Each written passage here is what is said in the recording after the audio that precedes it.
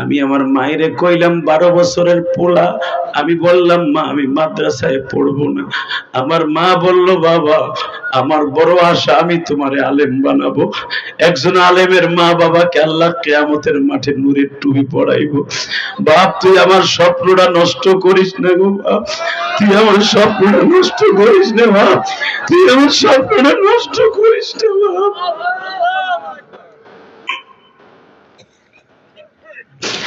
আল্লাহ আমার মতো যাদের মা নাই গো মালিক,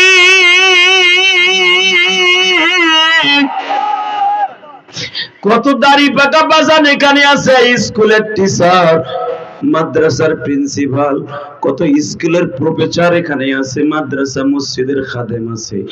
আল্লাহ আমার মতো যাদের মা নাই তাদের চোখের পানির খাতিরে কিন্তু এখন মাফ করে দিবা বাজান রে। আমার এই উস্তাদ কেন আমি যাই নাই জানেন? জানি মা যখন বললেন বাবা জীবনে মাদ্রাসাটা ছাড়িস না, আমি 2 মাস ধরে বাইতে যাই, বাইতে যে বই রয়েছে মাদ্রাসায় পড়বো না। দূর মা, মাদ্রাসায় বললে কালেকশন করা লাগে, বাস কালেকশন, ধান কালেকশন, ছাতা আমার সহ্য হয় না, পানির মধ্যে নামে নেমে শিবের মধ্যে কাজ করতে হয়, আমি পারুম না, আমি পারুম না মা, তোমার কাছে মাপ চাই। আমি খুব মায়ের পাগল ছিলাম। এই যুবক তোদের হেদায়েতের জন্য মার ওয়াজটা করে দিয়া যায় রে, আমার জীবনটাই ওয়াজ। আমার মায়ে কয় তুই যাবি না, তোর আব্বা বললে মারবো। 1 দিন 2 দিন 3 দিন 1 সপ্তাহ 2 সপ্তাহ 1 মাস হয়ে গেল আমি যাই না। 1 মাস হয়ে যাওয়ার পরে যাই না, 1.5 মাসের মাথায় আমার আব্বা আমার মায়ের একদিন অনেক মারছে। মেরে বলছে তুই তোর পোলারে খাওন দেশকে, তোর পোলা মাদ্রাসার থেকে এনে বই রয়েছে, তুই ওরা খাওন দেশকে, খাওন দিলে তো বাইতে থাকবো লোভে লোভে। আমার মায়েরে মারছে, মা খালি কইছে দেখ তোর জন্য আমার মারছে, তুই যাবি না কালকে? আমি কইলাম দেখি, চিন্তা ভাবনা করি নাই। এরকম করতে করতে আরো 15 দিন হয়ে গেল, 2 মাস, 2 মাস আমি যাই না। হঠাৎ করে আমার আব্বা আমার মায়ের আবার মারছে। আমার মা খুব অসুস্থ হয়ে গেছে।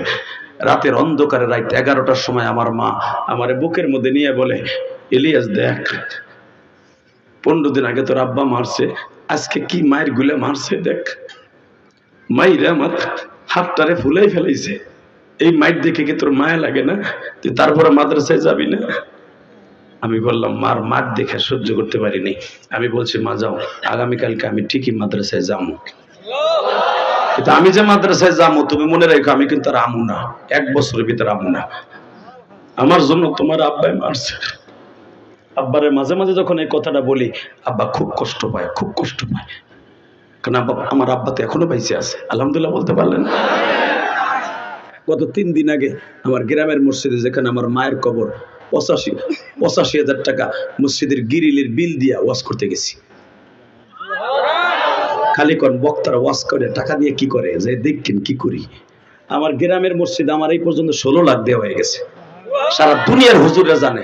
এই যে আমি কেরানীগঞ্জে যে মসজিদ করছি 4 কোটি 22 লাখ গেছে এই পর্যন্ত, 3 তলার কাজ চলতেছে। তাহলে আমার মা আমার মতো পোলা জন্ম দিয়ে ভুল করে নাই তো?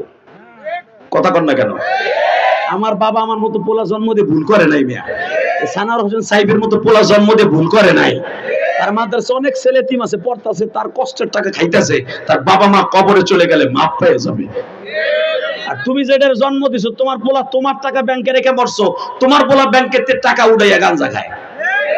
তুমি আমার বড় বড় সমাজের বড় নেতা দাবি করবে না, তোর নেতার উপরে জুতার বাড়ি। আবার তুই হাল এমনি গালি দেস বেটা, মগার পর মগা। আল্লাহু আকবার জোরে বলতে পারলা না? তাকাও এইদিকে। আমার মা যখন বললো দেখ কি মারি মুগলে মারছে, মায়ের কান্না দেখে আমি আর সহ্য করতে পারি না। কলেজের যুবক, মায়ের কোনোদিন কান্দাইস না। আমি মায়ের অনেক কান্দাইছি, অনেক কান্দাইছি, এই জন্য সারা জীবন মা মা কয়ে কান্দি। যদি মায়ের কম কান্দাইতাম তাহলে আমার মতো বক্তা বাংলাদেশে মা মা কয়ে কান্দনি বক্তা কম আছে। কারণ আমি যে মায়ের জন্য যেই পরিমাণ কান্দি বাংলাদেশের কোন বক্তা, অনেক বক্তার মা মারা গেছে ছোটকালে, কিন্তু আমার মতো কেউ কান্দে না। কারণ আমি আমার মায়ের অনেক কাঁদ পাইছি।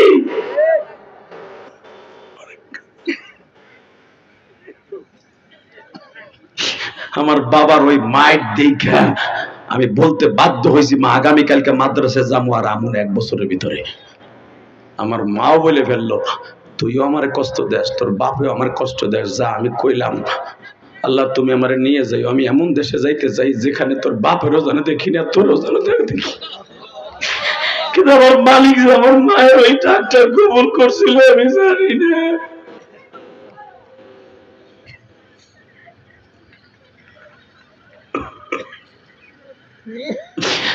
বাবা ঠিকই সকালবেলা আমার মা পলিথিনের মধ্যে কাপড় চোপড় গুছায় দিল। আমি সকালবেলা মাদ্রাসায় রওনা দিলাম গো বাবা। 3 মাস হয়ে গেল আমি বাড়িতে আসি না। বাজান আমি যাওয়ার সময় দেখছিলাম আমার ছোট্ট ভাইটা আমার মায়ের গর্ভে। আমার মা তো বাবা শহীদ, কেন শহীদ জানেন? আমার ছোট ভাইটারে জন্ম দিতে যে আমার মা মারা গেছে। হে বাজান আমার মা জান্নাতি, আমি বড় আল্লাহর শুকরিয়া আদায় করে বলি, আমার মা আমার সামনে পর্দা করে বলে, ইলিয়াস রে যাও গো বাবা যাও, হয়তো তোর সাথে আর কোনোদিন দেখা হইব না। যদি তোর সাথে দেখা না হয় আমার কবরের পাশে দাঁড়ায় দাঁড়ায় কানবি আর বলবি আমার জন্য আমার মা অনেক মায় খাইছে।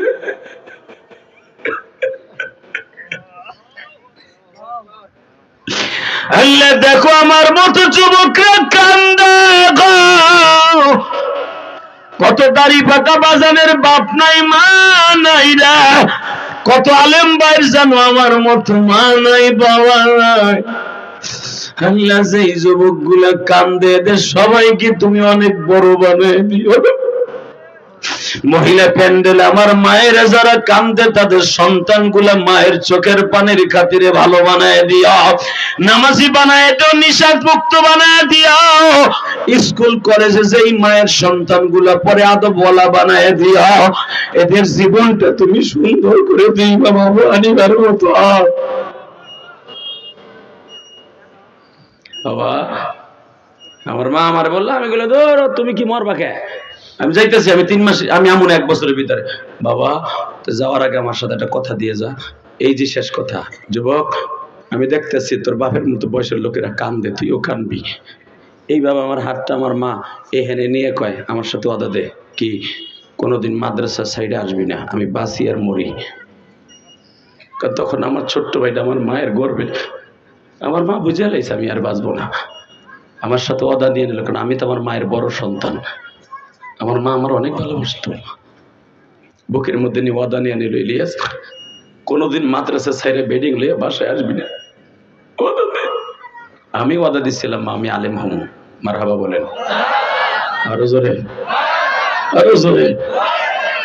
মা এই যে এই কষ্টে কান্দি, মা আলেম তো হয়েছে, ছোট হই আর বড় হই, তুই তো দেখলি না মা, তুই তো দেখলি না। তালবে আলিম বাবাজিরা, এই স্কুল কলেজের বন্ধুরা, তোর ওয়াজ যারা দিছ সারা জীবন ওয়াদা দিবি আমার সাথে কোনোদিন মা বাপরে কান্দাবি না। কানলে সারা জীবন কানবি, যেই কান্দন কান্দন কেউ দেখবে, কেউ দেখবে না, কেউ দেখবে না, সারা জীবন কানবি।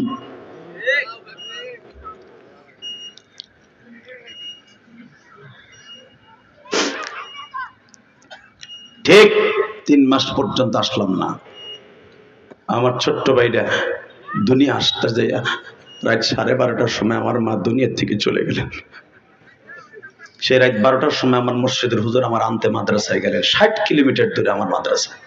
যাইতে যাইতে দুপুর হয়ে গেল, পরীক্ষার হলে দেখা হইল, আসলাম। হাইয়া রাত 10টা বাজে, তার আগের দিনে 11:30টায় মরছে, রাত 10টায় দেখি আমার মায়ের কবরে রেখে দিছে। কারে ডাকবো মা মা বলে, কারে ডাকবো মা মা বলে, মা দুঃখিনী যাদের বাইসা নাই। আল্লাহ তুমি ভালো রাইখো জনম দুঃখী মা। আল্লাহ এই মাহফিল আমি কি দিয়ে বুঝাবো যে আমার বুকের মধ্যে আমার মায়ের জন্য কত কষ্ট। আমার নবী সারাটা জীবন মা মা বলে কাঁদছে। বদরের যুদ্ধে যাইবার সময়ে 12ই রমজান আমার নবী নানার বাড়ির দরজার সামনে দাঁড়াইয়া, মা আমেনার কবরের পাশে দাঁড়াইয়া আঁঠু দুটা গেড়ে দিয়া নবী আমার কবরের মাটিগুলা বুকের সাথে লাগায় বলে, মা তোমার মুহাম্মদ আজকে যুদ্ধের পোশাক পরে কোরআন রক্ষা করার জন্য, নামাজ রক্ষা করার জন্য, আল্লাহর দ্বীন রক্ষা করার জন্য বদরের প্রান্তরে যাইতেছেন। মদিনার থেকে 165 কিলোমিটার দূরে। মা আজ থেকে, মা ও মা আজ থেকে মনে করে দেখো, বহুত বছর আগে এই মদিনায় তোমার সাথে বাবার কবর দেখতে আসছিলাম। মা আমি তোমার হাতের মধ্যে নানার পুষ্করিতে নাইবা সাঁতার শিখছিলাম। আজকে আমি যুদ্ধে আইছি নানার দেশে। মা তুমি আজকে দুনিয়ায় নাই। যুবক ভাই, আমি তোর দুইটা পাও ধরে বলে যে ওদা দে, জীবনে মা আর কষ্ট দিবি না। উঠা, হাত দুটা উঠাও, উঠাও, উঠাও। জীবনে মা আপনি কষ্ট দিবি না। জীবন দিয়ে দোয়া করবি। আল্লাহু আকবার, জোরে বলো, আল্লাহু আকবার, জোরে বলো। নমো। আমি শুধু তোদের কাছে একটা দাবি রেখে যাই, যাদের মা বাবা বেঁচে আছে 2 ঘন্টা মেহনত করার পিছনে একটা কথার ওয়াদা দিতে হবে, যাদের মা বাবা বেঁচে আছে পরাণ বইরে ভালোবাসতে হবে। রাজি আছো? নমো। 2 নম্বর একটা কাজ করতে হবে, জীবনে একক তো নামাজ ছেড়ে দেওয়া যাবে না। যারা নামাজ পড়বে তাদের সাথে সম্পর্ক রাখবে, আলেম ওলামার সাথে সম্পর্ক রাখবে। লিল্লাহে তাকবীর। শুধু আমার সাথে বলতে হবে, এই মাহফিলে যারা করছে ওদের জন্য দোয়া করার দরকার আছে না নাই? আছে। যে প্রবাসীরা জানটা ফেদা করে মাহফিলে করলো, প্রবাসীদের ঋণ এই গ্রামের মানুষ শোধ করতে পারবেন না। কত প্রবাসী, এই যে আমি গত মাসের আগের মাসে Thailand, Malaysia, Singapore, Indonesia, Dubai, এরপরে সৌদি আরব উমরা করে, এই যে মাথায় যে চুল দেখতেছেন এটা সৌদির থেকে রাইখে বাংলাদেশে আইছি। এটা আমার মাথায় উমরার চুল। এই যুবক তোর পাও ধরছি। পৃথিবীর যেই দেশে গেছি, আমার বাংলাদেশের মতো মা ভক্ত বাবা ভক্ত পৃথিবীর কোন দেশে নাই। কথা বলেন না কেন? এই চোখ দিয়ে দেখছি বেটা, থাইল্যান্ডে ব্যাংককে গেছি, নিজের বাপ তার মাইয়ারে হোটেলে নামাই দিয়ে যায়। সকালবেলা মাইয়া কয় টাকা কামাইছে বাপ হিসাব নেয়, স্বামী তার স্ত্রীকে হোটেলে নামাই দিয়ে যায় প্রস কোয়ার্টারে। সকালবেলা ভোর হইলে হিসাব নেয়। আর আমার দেশের কোন ভাই তার জীবন থাকতে তার বিবিকে দিয়ে অবৈধ কাজ করাবে না, তার মাকে কোনোদিন একটা খারাপ রাস্তায় যেতে দিবে না। কথা বলে না কেন? আমার সোনার বাংলা, আমি তোমায় ভালোবাসি। আমার সোনার বাংলা, আমার সোনার মা, আমার সোনার বাবা, তোমায় অনেক ভালোবাসি। আমার প্রবাসী ভাইরা তোমাদের অনেক ভালোবাসি। আমার বাংলাদেশকে ভালো রাখতে যে তোমরা অনেক কষ্ট করো। কষ্ট হইতেছে? 2 মিনিট, 2 মিনিট পরে বিদায় দিব। আরে রাহমিয়া খালি 1 ঘন্টা 1 ঘন্টা 1 ঘন্টা 1 ঘন্টা আমার মতো 2টা সিল্লানি দিয়ে দেখো তো। লিল্লাহে তাকবীর, লিল্লাহে তাকবীর। শুধু একটা আওয়াজ দিয়ে বলতে হবে। ইমাম আবু হানিফা যখন বললেন, বাদশা আমার ওস্তাদ সবচাইতে বড়, ওস্তাদের দাম বাড়লো না কমলো? বাদশা কি বোঝে নাই? এ কি বলো, যেখানে ইমাম আবু হানিফা তার ওস্তাদরে বড় করতেছে, এবারে ও গেলে কিন্তু মস করবো না। আহেন দোয়া করি, আল্লাহুম্মা আমিন। যাক, আবার আহুক। লিল্লাহে তাকবীর। একটা শর্ত ওয়াজ করব, বাংলাদেশে বাউল আর ফাউল নামে যে ভণ্ডগুলো আছে ওগুলোরে মারতে হইব, ওগো বাংলাদেশে ব্যান করতে হইব। যুবক রাজি আছোস না নাই? এই আবাল সরকার কি কইছে হনস নাই? আমি দাড়ি রাখি না, আমি দাড়ি রাখি না এই জন্য, কি জন্য? এই আবার আরেকজন পালা গান রে শাহ আলম সরকারে কয়, মানে আবাল সরকার শাহ আলমের রে কয়, আমি দাড়ি রাখি না এই জন্য। মোল্লারা কয় একটা দাড়ির সাথে 70টা ফেরেশতা থাকে। এত ফেরেশতার ভার আমি সহ্য করতে পারবো না, বেদের দাড়ি রাখি না। আবার এই হিজলা আবাল সরকার কয়, হিজলা ডায় হাসে আর কয় কি, ব্যঙ্গ করে কয় আমার নবীর সুন্নাত ইনকার করে। তুই দাড়ি রাখস, মুখে রাখবি না নিচে রাখবি, এটা তো দাড়ি বিষয় না। কথা কর না কে? তুই সব জায়গায় বড় কর, এটা চাইছিল, এটা তোর বাপের কাজ আর তোর কাজ। তুই তো ব্যঙ্গ করতে পারবি না যে দাড়ি মোল্লারা কয় এক একটা দাড়ির সাথে 70টা ফেরেশতা, এই লেগে রাহি না। তুই একবার জেলখানাতে বাইরে খালি এই এলাকায় গান গাইতে আসিস, আস্তে কথা কইলে তোরে হেতাইনার রোগ হইব তোর। এ যুবক, এবার আওয়াজ দিবি, জগৎ কাঁপানো আওয়াজ। ওই আবাল সরকারের যদি ডাক্তার ইনু সুদখোর ছাইরা দেয়, এই সুদখোর ইউনূস যদি ওরে ছাইরে দেয়, কসম খোদার আওয়াজ দে, আর যেই সরকারি ছাড়বে ও যদি তোকে ওই কালীহাতি গান গাইতে আসে ওর জায়গায় পুঁতে ফেলবি। রাজি আসোস না ভাই? কে কে রাজি আসো? লাগে হাত উঠায় রাখে না।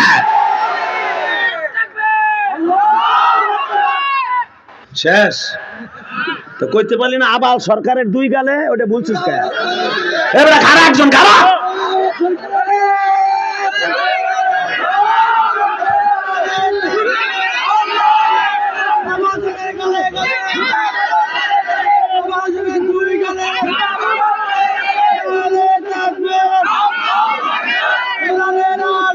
হইছে ব একটা দাঁড়াইছে কিচ্ছু বুঝি না প্রতিবন্ধী, আর একটা দাঁড়াইছে